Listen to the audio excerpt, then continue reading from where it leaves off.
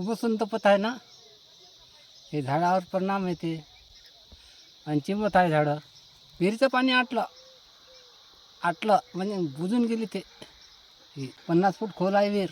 झाडं चिकूचे, मोसंबीचे, संत्र्याचे, निंबाचे, सीताफळाचे, नारळाचे, आंब्याचे लावले आहे.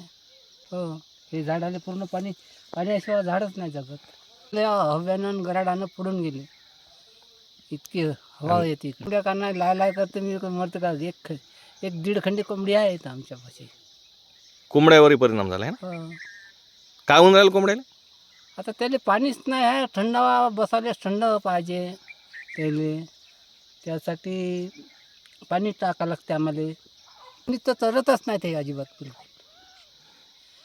नाही वाजत तर जाग्यावर राहायचं कोंबडी साऱ्या दिवसही बरं. कोंबडे मरत एकदम लाय करते ना. काय काय परिणाम होता उन्हाचा? हां, उन्हाचा काय परिणाम होऊन राहिला? खूपच तपून राहिली ना जास्तची.